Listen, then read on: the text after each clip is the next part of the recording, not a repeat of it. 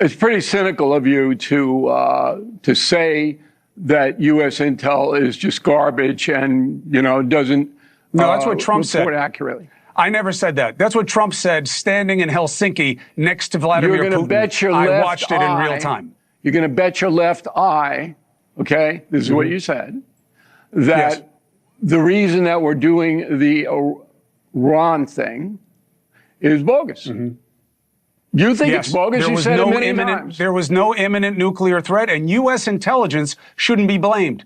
They never told Trump that the regime was weeks away from a nuclear weapon. Never happened. They never said it, and that's why even he can't have them come forward. In today's video, Chris Cuomo obliterates Bill O'Reilly using Trump's own words on News Nation. Whether it's Iran or Venezuela, we've seen this pattern before. Big promises, questionable intelligence, and a lot of political theater. Chris argues that asking tough questions about military action and government narratives isn't weakness. After Iraq, it's common sense. So let's dive in and watch how Chris Cuomo shuts down Bill O'Reilly on News Nation. It doesn't strike you as curious that not a single member of this puppet administration's intelligence apparatus has come forward with any kind of suggestion that the regime in Iran was weeks away from having a nuclear weapon? Not a single word. Doesn't strike you as curious? No, because I interviewed, as we spoke on this program, the weapons inspectors out of Austria, and I did interview some U.S. intel people, all of whom say that the enrichment of uranium was going full bore. And yeah, you can say 3 weeks or 8 weeks, but the intent is there from Iran. They don't want to give up whatever nuclear stuff they're doing. If they weren't doing anything, they'd let the inspectors in, and all this would go away for them, right? Yeah, that's why you had the JCPOA.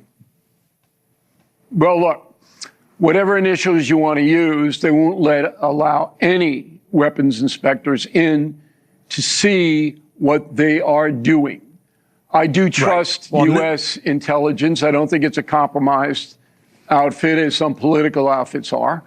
I could be wrong. I was wrong about weapons of mass destruction in Iraq. And the reason I was wrong was because Saddam Hussein told his own generals he had them. And then those generals leaked it to the New York Times and put it on page 1. And, well, I bought it. That's not what happened. Of course that's what happened. The Bush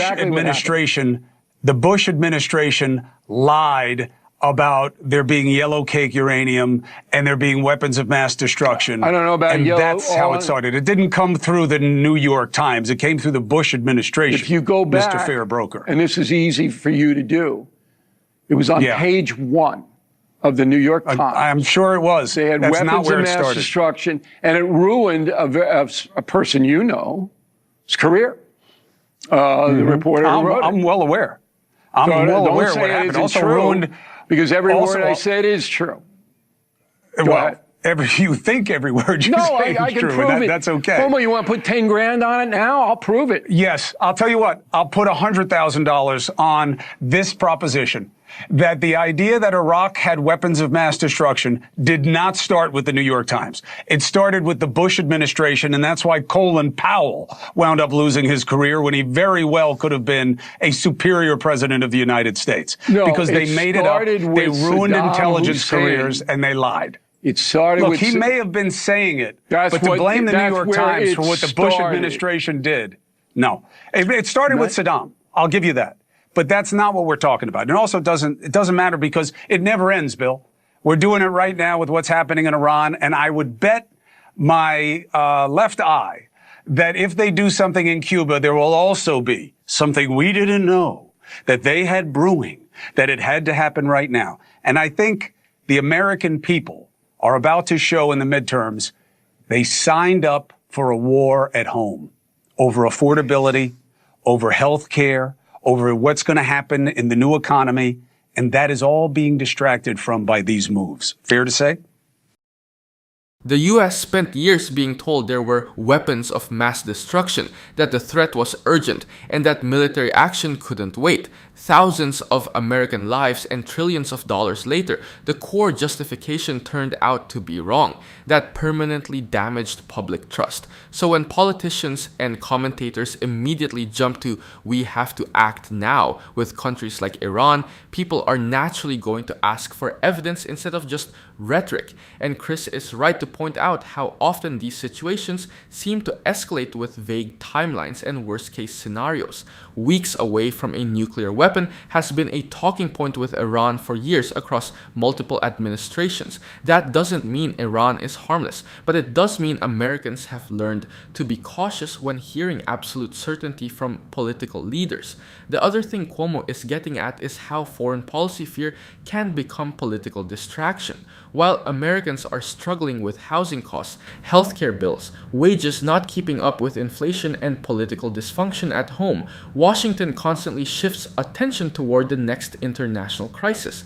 That doesn't mean foreign threats aren't real. It means leaders should be able to handle both without using one to drown out the other. And history matters here too. The American public has become far less willing to support endless interventions after seeing what happened in Iraq and Afghanistan. Younger voters especially are deeply skeptical of the old "trust us, the threat is imminent" approach. It's really about whether Americans should automatically accept government narratives during moments of fear, or whether questioning those narratives is actually the more patriotic thing to do after everything the country has already been through. It's pretty cynical of you to say that U.S. intel is just garbage and, doesn't No, that's what Trump said. report accurately. I never said that. That's what Trump said standing in Helsinki next to Vladimir You're gonna Putin. bet your I left watched it in real time. You're going to bet your left eye, okay, this is what you said, that Yes. the reason that we're doing the Iran thing is bogus. You think it's bogus? You said it many times. There was no imminent nuclear threat, and U.S. intelligence shouldn't be blamed. They never told Trump that the regime was weeks away from a nuclear weapon. Never happened. They never said it, and that's why even he can't have them come forward and lie about it and say, yes, we did. It was imminent. Well, that's why they're quiet. All I can tell you is that the reports that Trump gets say that. Now, whether he puts them out publicly, it's up to him. But getting back to Iran, what's likely to happen there is a military strike within a week. I think he might wait until after Memorial Day. But he can't back down now. Can't back down. Tom Petty once sang it, can't back down. And Cuba, do you have to do this now? Is it a diversion? Possible. You didn't have to announce Raul Castro's warrant today. You could have done it 2 weeks from now. But does it hurt Trump to announce that? I don't think so. You do. I don't think it's going to hurt him if he can break Iran. If he doesn't break Iran, Donald Trump's legacy is in trouble. I've said it before. And I said in the very beginning, big gamble. Got to win it. Got to win it. Not too fair to Tom Petty, though. Tom Petty's song was about not backing down from somebody trying to push him off what he believed was important. Nobody was pushing Trump on this. He sought this out. This was a war of choice started by him, which is why they played with the idea of whether it were a war or not. And you and I discussed how absurd that was. And we've moved past that phase. But it's going to end in a deal, right? At some point. It's just under the control of a bunch of despotic zealots who are in control of that process because only we need it to end. The zealots don't want it to end. The Israelis don't want it to end. Only the Americans do. But there'll be more punishment for the people of Iran if they don't end it. And Trump can't get, there's only one deal. Only one. The inspectors go in. That's it. Yeah, I agree. I agree. But you're dealing with a bunch of crazy zealots who don't care about their people. And President Trump, at least putatively, must care about his people, although that's becoming a debatable proposition given what we're watching happen at home. People are worried about rent, groceries, healthcare costs, student debt, and whether AI is about to wipe out huge chunks of the job market. Those are the issues dominating normal people's lives right now. So when the political conversation suddenly becomes non-stop talk about military escalation with Iran, many Americans naturally wonder whether leaders are losing focus again.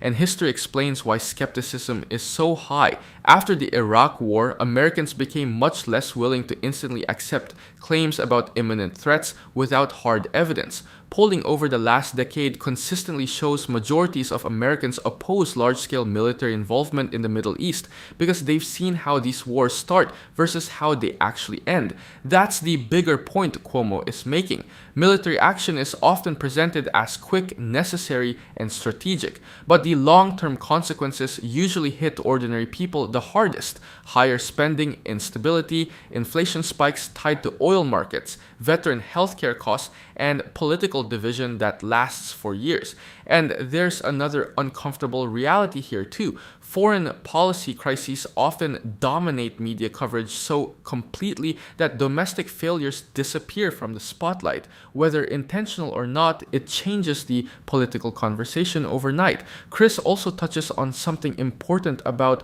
wars of choice. Americans are much more supportive when the country is directly attacked, like after the September 11th attacks. But when military action feels preventive, speculative, or open-ended, public trust drops fast. One side believes projecting force is necessary to maintain strength. The other side is asking whether America has learned anything from the last 20 years of intervention, intelligence failures, and endless wars that promised quick victories but created long-term chaos instead. And they're like trying, it's just like remember in, the comics, you had Superman, and then they created this mirror image anti-hero of him called Bizarro. And it seems to me that Trump is becoming the Bizarro of Reagan's Superman. That he is creating situations that, are Make America Great Again, which came from Reagan, as you and I both remember. And the domestic agenda, though, is just being destroyed by him, and I don't understand why. Why doesn't he just take on what's happening? I think he didn't believe that the Iranian situation would spiral like it has, because he called me up right when they were first going to do this. He goes, military action or deal? I go, deal if you can get it, because you don't want civilians dead in the dust. And he doesn't. You were right. And he doesn't. Okay, and then he said, well, look, I made a campaign promise that they're not going to get nukes. Our intel says they are working feverishly on getting nukes, that the uranium enrichment is going very quickly, and now we have a chance to negate that. And I said, better on a deal, but if you have to use military and you're convinced that's the truth, then you have to use military. And that's where we are. So it's your fault. Everything's my fault, Cuomo. You know that. Come on. But you know, you paint a very bleak picture of the domestic situation in the United States. And the stock market was up another 600 points today. And I keep saying that the corporate titans wouldn't be backing Trump if they didn't believe that he was going to come out on top on all this. Now, it may take a little while, but Trump has run out of we're going to delay. He doesn't have any more time, pretty much. I understand. That's interesting. There are talks going on right now. He says they're close, but we've heard that word close a lot of times. The American people are going, this is time to put this to bed. They are going. The oil stocks are very sideways. There's tons of volatility there, even amongst the gamblers within those commodities markets. The stock market is up. Big. We should all understand, because of a handful of AI companies who went with Trump, 4 of the 7 that are driving 80% of the growth in the stock market index. The S&P 500 is motivated by a handful of companies. Half the companies in the S&P 500 are flat or down. Yes, the stock market can hit record highs, but that doesn't automatically mean regular Americans are doing great. A huge percentage of recent market gains have been driven by a handful of massive AI and tech companies, while wages, housing affordability, and consumer debt remain major problems for ordinary families. That's the disconnect Cuomo is pointing out. Wall Street success is not the same thing as Main Street stability, and there's another thing people are noticing. Trump promised to stay out of endless foreign conflicts. That was a huge part of his appeal in 2016. A lot of voters supported him because they were tired of Iraq-style interventionism and wanted leaders focused on problems at home instead. So when foreign policy escalation starts dominating the administration again, people naturally ask whether the priorities have shifted. Chris also makes an important point about how fragile this strong economy narrative actually is. Markets today are incredibly concentrated. Companies tied to AI and tech speculation are carrying enormous weight in indexes like the S&P 500 and Nasdaq Composite. That creates the illusion that everything is thriving, even while many industries and workers are struggling underneath the surface. We've seen this before too. Right before the 2008 financial crisis, stock markets looked healthy until suddenly they didn't. And politically, Cuomo's warning about distraction resonates. Americans voted on affordability, healthcare, wages, and economic security, not because they wanted non-stop geopolitical brinkmanship. Poll after poll shows voters consistently rank cost of living and economic anxiety above foreign policy concerns. It's really about whether America is once again prioritizing global confrontation while ignoring the cracks forming inside the country itself.